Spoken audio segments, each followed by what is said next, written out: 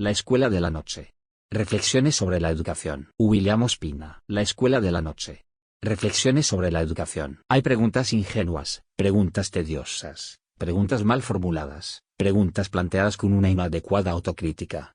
Pero toda pregunta es un clamor por entender el mundo. Carl Sagan, El mundo y sus demonios. En algún momento de su retiro en los bosques de Walden, Henry David Thoreau le contó a un campesino que Platón había definido en Atenas al hombre como un bípedo sin plumas, y que Diógenes, el cínico, para burlarse de aquella definición, había desplumado una gallina y la había soltado por la academia gritando: «Aquí está el hombre de Platón». El campesino, después de oír con atención el relato, en lugar de reír, dijo pensativo: «Tal vez ha debido añadir que las rodillas se doblan en sentido contrario». Siempre vuelve a mí esa historia cuando reflexiono sobre el saber, y pienso que tal vez está encerrado en ella mucho de lo que se puede decir sobre los sabios y sobre su conocimiento.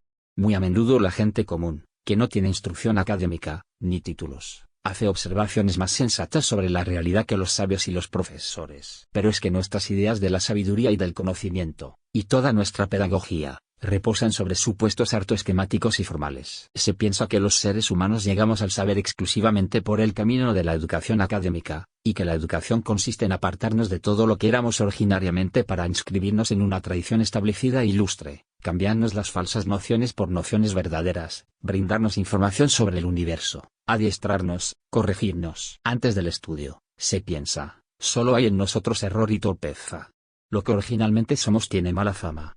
Recuerdo una historieta en la que una niña se queja de que la publicidad, cuando quiere decir que hasta una persona torpe puede manejar cierto instrumento, dice: «Hasta un niño puede hacerlo». Sin embargo, muchos estudios modernos nos recuerdan que hay en los niños unos talentos, y unas destrezas que ya se quisieran los adultos. He oído contar la historia del desciframiento de los glifos mayas, y del papel que jugó en esa labor de reconocimiento de una escritura la presencia de un niño. Un chico de 10 años, hijo de una pareja de arqueólogos y lingüistas, los había acompañado a Tikal o a Palenque, y mientras el grupo de profesionales se reunía para intercambiar información y conjeturas, el niño jugaba entretenido entre las ruinas. En algún momento, cuando estaban en una discusión intensa sobre las estelas de piedra, el niño, que los oía, intervino y les dijo: «No, es que hay unos dibujos de aire, otros de tierra y otros de agua». Los polemistas lo miraron con asombro. El niño entonces los llevó por los campos, y les mostró las estelas en que el tema era el aire, aquellas en que el tema era la tierra, y aquellas en que el tema era el agua. Lo que los mayores, sabios y especialistas no habían podido ver, lo había visto ese niño que jugaba, con la extraordinaria capacidad de atención y de memoria de la infancia. Había establecido un sistema de correspondencias que difícilmente los otros habrían alcanzado. Gracias a su curiosidad, a su capacidad de juego y a su memoria, fue la presencia de ese niño lo que abrevió ese proceso de desciframiento. Nuestra cultura suele ver en los niños solo proyectos. Los niños son el futuro, nos repiten continuamente, y con ellos suelen olvidar que los niños también son algo presente, un presente apasionante, lleno de capacidad de aprendizaje y también de capacidad de enseñar. Al verlos como algo aún inacabado, se los convierte solo en receptores de información, sujetos pasivos de la disciplina, cántaros vacíos que hay que llenar de datos, de cultura, y se los menosprecia como creadores, como investigadores, como realidades del presente. Son meros recipientes del supuesto saber de los otros. El sistema educativo parece fundado sobre el principio de que solo los adultos pueden saber, y de que en ello reposa su autoridad. Cada vez se comienza más temprano el proceso de sacar a las personas de sí mismas y prodigarles altas dosis de educación. Se entiende que es urgente que reciban lecciones, que aprendan a leer, a repetir nociones, a consumir espectáculos. La invasora sociedad moderna quiere saturar de provisiones a los niños desde la cuna, y vive muy preocupada con los temas de la estimulación temprana, y hasta de la temprana detección de talentos y de genios. Como los adultos le temen a la soledad y al vacío, como a veces se ven atenazados por el tedio, piensan tal vez que hay que salvar a los pequeños llenando permanentemente su tiempo y su atención, no permitiendo vacíos en su vida. A muchos niños los salva a veces la pobreza, que impide que sus padres los abrumen de objetos hasta el punto de hacerse incapaces de fijar su atención y su afecto en alguno de ellos. Una de las virtudes más maravillosas de la infancia es que en ella, como en la India, es imposible acceder a la idea de pobreza, porque los niños que tienen pocos recursos suelen descubrir el más asombroso de todos los juguetes, el universo. Un cuerpo, un prado, un árbol, el vuelo de un pájaro, el tigre en su jaula, el camino riguroso de las hormigas, el viento que cierra y abre puertas, la sombra a los pies de cada cosa, el día minucioso, la noche de misterio y de abismo, De esos infinitos tesoros puede gozar aquel que nada tiene si no se lo impiden el autoritarismo y de la torpeza. Hay adultos que no pueden ver a un niño jugando sin tener la sensación de que está perdiendo el tiempo.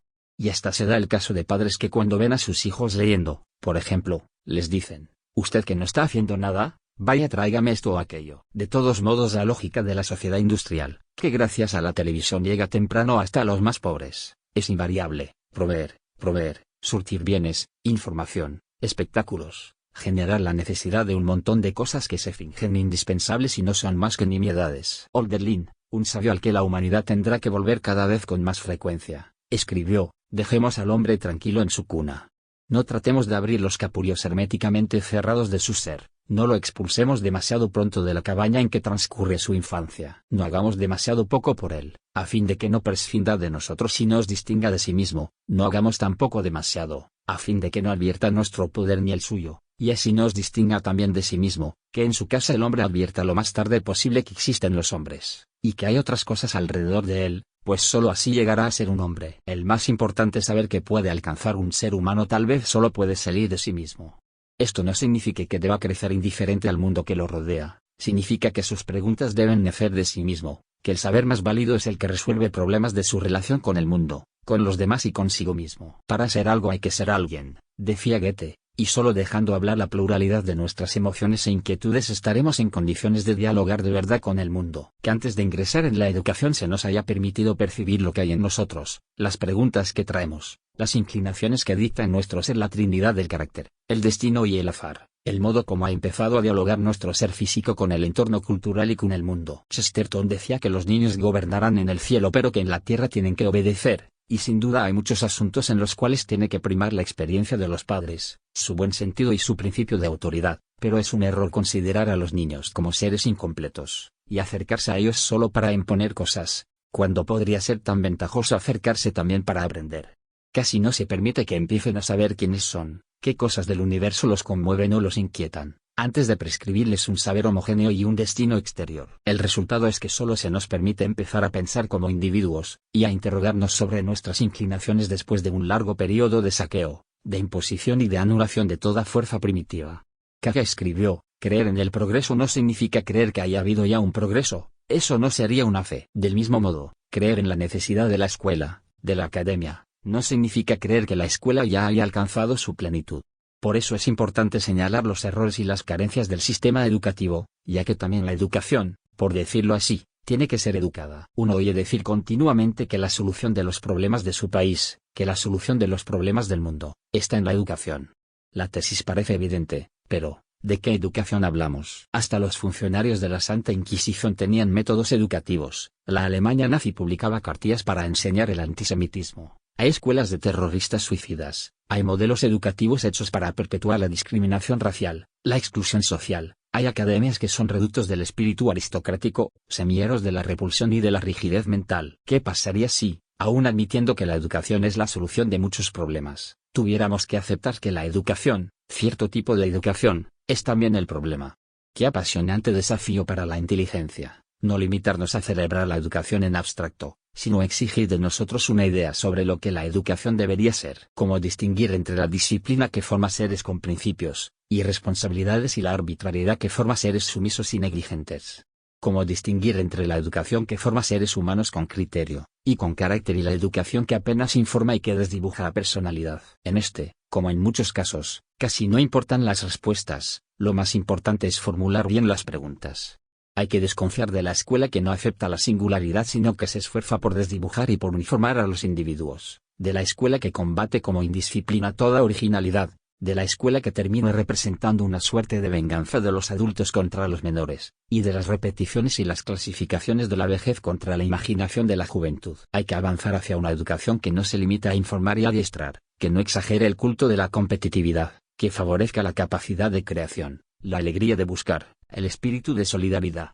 Abundan los uniformes y también arbitrarios sistemas de calificación, los certámenes de repetición, la mera adoración de lo que otros han creado, la disciplina mecánica y obtusa. Cuando Platón dijo que no se puede transmitir el saber de una persona a otra como se pasa el agua de un recipiente lleno a uno vacío a través de una cuerda de lana, sin duda estaba sugiriendo que el saber, más que un cúmulo de certezas y de informaciones, Es en lo fundamental una actitud que permita aprovechar la información para llegar a nuevas conclusiones, aprovechar unas nociones para intentar nuevas respuestas, utilizar un conjunto de conquistas técnicas para proponer nuevos desafíos. No es posible exagerar la importancia de la bodega de conocimientos que hoy posee la humanidad, del océano de memoria que hoy administra, pero al mismo tiempo no debemos exagerar la importancia de la academia hasta el punto de desdeñar todos los otros caminos que pueden recorrerse en la búsqueda de un saber que sea fuente de serenidad, que nos permita ayudar a los otros y mejorar el mundo. Algunos de los seres que más han influido sobre la humanidad no son precisamente hijos de la academia. No tenemos la menor idea de a qué escuela asistieron Buda, Sócrates, Cristo o Shakespeare. Simplemente vemos en la imaginación a Buda meditando, a Sócrates dialogando, a Cristo caminando y predicando, a Shakespeare escribiendo. El resto es silencio. Cierto academicismo narcisista suele descalificar a los autodidactas como sospechosos de falta de rigor. Según ellos, solo la academia es capaz de brindar una plenitud de información y de recursos de aprendizaje. Solo la academia puede enseñarlo todo. Y más de un sabio autodidacta se ve tentado a utilizar contra los académicos aquella frase venenosa de Wilde: sí, ellos lo saben todo, pero es lo único que saben. Dejando de lado la polémica, hay que convenir que llamamos saber a muchas cosas distintas, y que muchos de los saberes fundamentales de la especie se conquistaron lejos de los claustros. Nietzsche, que mantenía una relación compleja y tensa con las universidades, escribió alguna vez, sin duda como un desafío, aquella sentencia extrema: solo sabemos lo que sabemos hacer. Parece una concesión al pragmatismo, pero es también el homenaje de un teórico al vasto saber universal de artesanos y albañiles, de agricultores y obreros, de mecánicos y de artistas, esos que ya hacían instrumentos mucho antes de la aparición de la técnica moderna, que daban bienestar a la especie mucho antes de la aparición de la industria, que construyeron ciudades mucho antes de la aparición de las facultades de arquitectura, que transformaban los árboles en habitaciones, en gabinetes para el placer, en embarcaciones para ir a la aventura, en guitarras y hasta en sarcófagos para descender al reposo.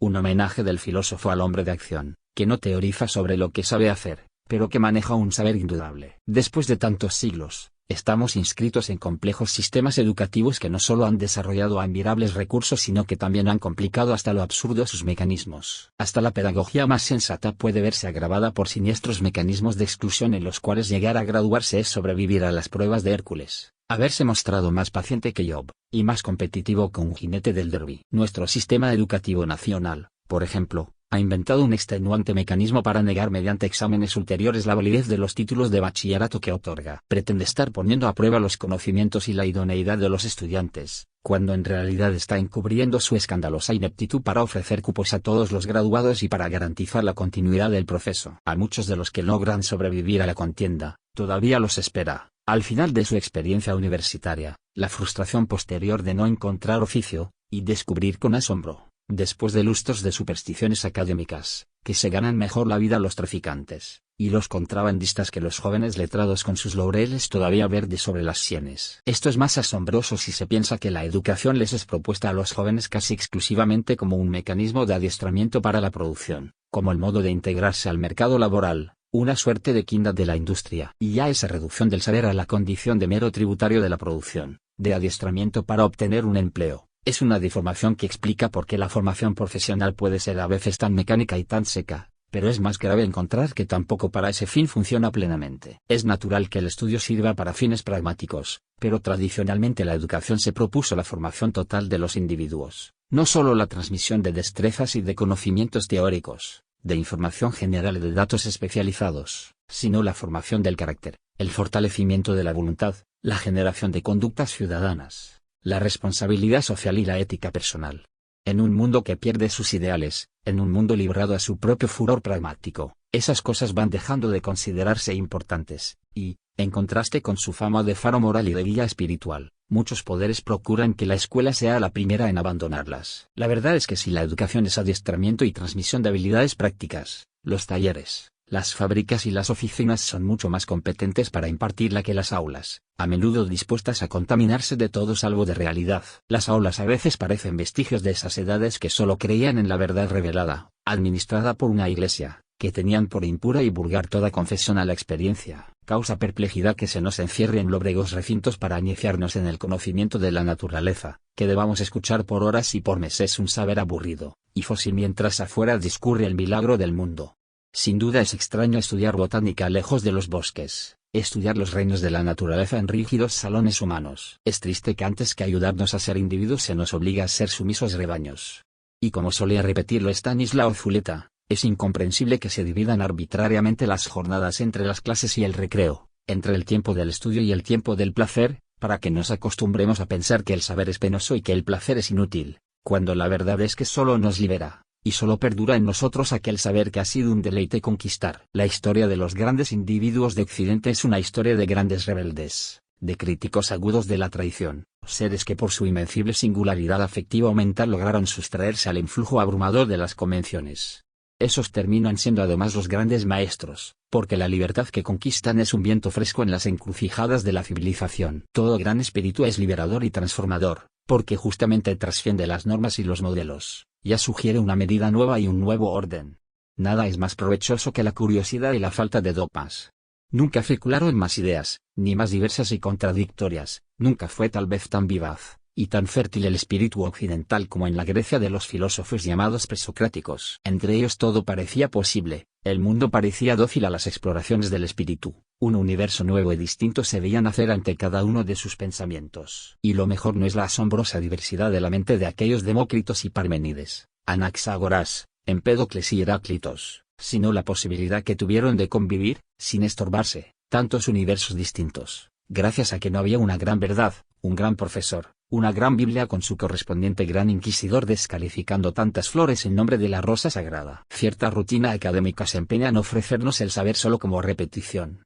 Nos exige solo recordar las lecciones, repetir lo aprendido, no crear algo nuevo. ¿Acaso la hipótesis de un saber original del alumno lo colocaría en una situación por lo menos de igualdad con respecto al maestro, y nuestra pedagogía ama las jerarquías, la subordinación, un orden donde el supuesto saber confiere autoridad y poder, donde el conocimiento funciona de algún modo como instrumento de dominación? Pero ahora llega el método novísimo, refinado por los nuevos recursos técnicos y de propaganda, que consiste no solo en pensar que el saber ya existe en alguna parte, que no es necesario producirlo a partir de las cualidades específicas de nuestra existencia, sino que el saber es una mercancía a la medida, que se vende adecuadamente empacada y lista para el consumo. La sociedad moderna empieza a sustituir la idea de unos templos del saber donde los humanos van a instruirse, por la idea de que hay unas fábricas de saber acumulado que nos pueden ofrecer a domicilio todo el conocimiento necesario para la vida. Este saber, por supuesto, se reduce a un aparato de fórmulas y de astucias para la vida cotidiana, una plétora de imágenes, artefactos e informaciones que ni siquiera nos dejan en condiciones de averiguar si esa vida práctica moderna, hecha de pasividad y consumo,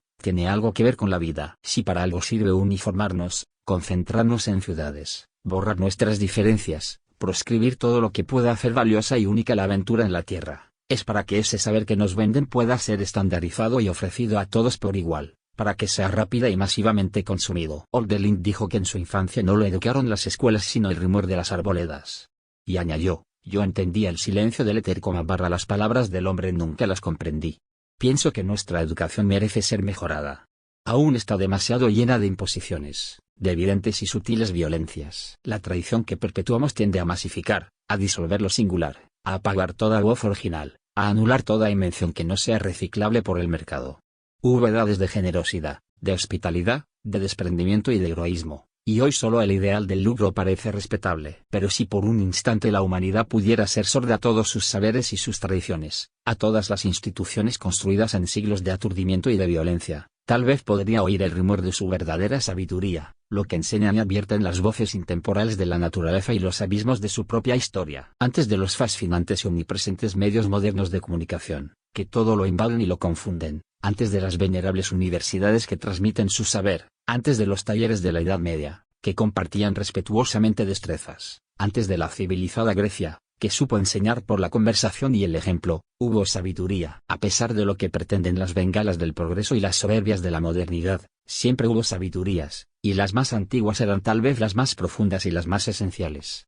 Sabían conservar el mundo, sabían celebrar el universo, engendraban lenguajes y mitos, construían con su inspiración y con su fe bellezas mayores que las que construyeron jamás el utilitarismo y la razón. A quienes pretenden que los sabios académicos son superiores a la gente común, y que los pueblos son ignorantes, hay que recordarles que no fueron los sabios doctores sino los pueblos ignorantes quienes acuñaron las lenguas, refinaron los oficios, ennoblecieron al mundo de leyendas y de mitologías, y encontraron en su camino a los dioses. Que la más honda sabiduría siempre brotó de las almas en contacto profundo con la realidad, y siempre fue el fruto de un movimiento del espíritu creador, no una vana repetición de cosas sabidas.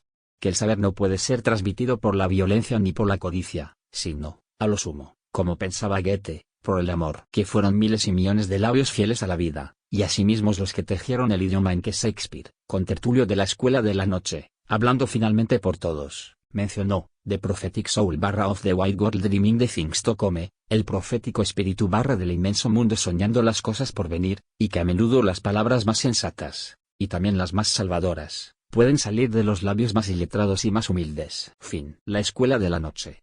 Reflexiones sobre la educación. William Ospina.